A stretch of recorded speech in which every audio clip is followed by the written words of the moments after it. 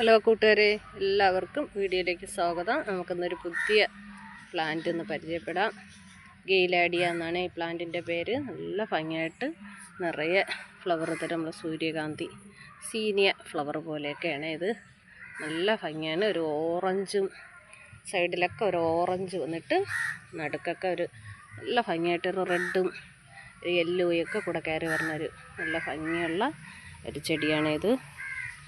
ഇത് അങ്ങനെ നമ്മൾ ഇവരോടൊന്നും കണ്ടിട്ടില്ല പ്ലാന്റ് അല്ല. ഞാൻ സീഡ് വാങ്ങിച്ച് ഇട്ട് ഇപ്പോൾ കിട്ടിയ പ്ലാന്റാണേ. നല്ല ഭംഗിയായിട്ട്. പക്ഷെ ഇത് നമ്മളേലും നല്ലതായിട്ട് പിടിച്ച് കിട്ടുന്നുണ്ട്. പെട്ടെന്നൊന്നും നശിച്ചു പോകില്ല. എന്നും നിറയെ ഫ്ലവറും തരണുണ്ടേ.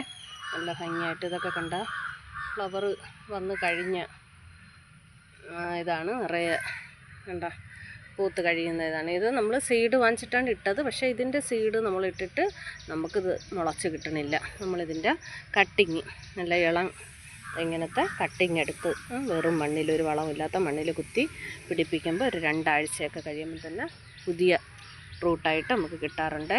ഈ പ്ലാന്റ് അങ്ങനെയാണ് പിടിപ്പിക്കേണ്ടത്. ഈ പ്ലാന്റ് ഒരു 2-3 ഒക്കെ ഉണ്ടെങ്കിൽ ഇതൊന്നും ഫ്ലവറുമാണ്. നല്ല ഭംഗിയാണ്. ഇത് ഫോണിൽ എത്രത്തോളം ക്ലിയറായി കിട്ടണമെന്ന് അറിഞ്ഞുകൂടാ. വെയിലായി തുടങ്ങി കണ്ട നല്ല ഭംഗിയായിട്ട് എനിക്ക് ഇതിൻ്റെ കെയറിങ്ങൊക്കെയാണേ. ഇതിന് നല്ല വെയിൽ വേണം. എത്രത്തോളം വെയിൽ കിട്ടുമോ അത്രയും നല്ലതാണ്. നിറയെ ഫ്ലവറാവും. അത് കഴിഞ്ഞിട്ട് ഓരോ ഫ്ലവർ വരുന്നതും നമുക്ക് ആ സീഡിന് വേണ്ടിയിട്ട് ഇത് നിർത്തിയേക്കേണ്ട ആവശ്യമില്ല. ഇതങ്ങ് കട്ട് ചെയ്ത് കൊടുക്കണം. അവിടെ കട്ട് ചെയ്ത് കൊടുക്കുമ്പോൾ അവിടെ നിന്ന് പുതിയ ശിഖരം പൊട്ടി വീണ്ടും വന്നിട്ട് അവിടെ എല്ലാം നമുക്ക് നിറയെ വീണ്ടും പൂമുട്ടായിട്ട് വീണ്ടും ഫ്ലവറായിട്ട് വരുന്നത്. ഇതെല്ലാം നമുക്കിനി വിടരാനുള്ളതാണേ. എന്താ ഇതെല്ലാം നല്ല ഭംഗിയല്ലേ. ഇതിന് നമുക്ക് വെള്ളം കെട്ടി നിൽക്കാത്ത പോട്ടി മിക്സാണ് നമുക്ക് ഇതിന് കൊടുക്കേണ്ടത്.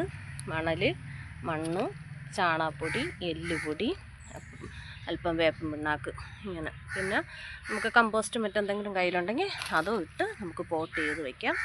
പിന്നെ ഇത് പൊങ്ങി വരുമ്പോൾ തന്നെ നമുക്ക് ഇത് ഒരു സ്റ്റിക്ക് എന്തെങ്കിലും കൊടുത്തിട്ട് കെട്ടിക്കൊടുത്താൽ ഇതിൽ നല്ല ഭംഗിയായിട്ട് നിൽക്കും. നിലത്താണ് വെച്ച് കൊടുക്കണമെന്നുണ്ടെങ്കിൽ ഇത് പടർന്ന് ആണ് വരണത്. ഇതിൻ്റെ റൂട്ട് ഇത് ശിഖരം പോകുന്നിടത്തൊക്കെ റൂട്ട് പിടിക്കും. അങ്ങനെ ഇടാനുള്ളവർ വെയിലുള്ള ഭാഗത്ത് നിലത്ത് വെച്ച് കൊടുത്താലും മതി. ചട്ടിയിലാണെങ്കിൽ എന്തെങ്കിലും സ്റ്റിക്ക് എന്തെങ്കിലും കൊടുത്ത് കെട്ടിക്കൊടുത്താൽ മതി.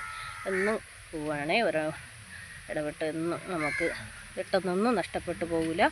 മഴയുള്ളപ്പോൾ ഒന്ന് ശ്രദ്ധിക്കണം. ഇതിന് ഓവർ മഴ പറ്റൂല. അങ്ങനെ കണ്ടു വരാറുള്ള പ്ലാന്റ് അല്ല. അപ്പോൾ നമ്മളൊന്ന് അല്പം ഒന്ന് കെയർ ചെയ്യണം. ഓവറായിട്ട് മഴയുള്ളപ്പോൾ നമ്മളെടുത്തൊന്ന് ഷെയ്ഡിലോട്ടൊന്ന് മാറ്റി കൊടുക്കണേ. പിന്നെ ഇതിന് ഇടയ്ക്കിടയ്ക്ക് ചാണകപ്പൊടിയും എല്ലുപൊടിയും കൂടെ മാസത്തിലൊരിക്കൽ അതിൻ്റെ ചുവട്ടിലിട്ട് കൊടുക്കണം. അപ്പം നിറയെ ശിഖരങ്ങൾ പൊട്ടിയിട്ട് നമുക്ക് എപ്പോഴും ഫ്ലവർ കിട്ടും. ചെടി നല്ല ഹെൽത്തി ആയിട്ടും ഇരിക്കും. പിന്നെ ഇതിന് NPK നമുക്ക് കൊടുക്കാം. NPK സ്പ്രേ ചെയ്ത് കൊടുക്കാം. അതിൻ്റെ ലീഫിലും ചുവട്ടിലും ഇടയ്ക്കൊന്ന് DAP അല്പം ഇട്ട് കൊടുക്കാം.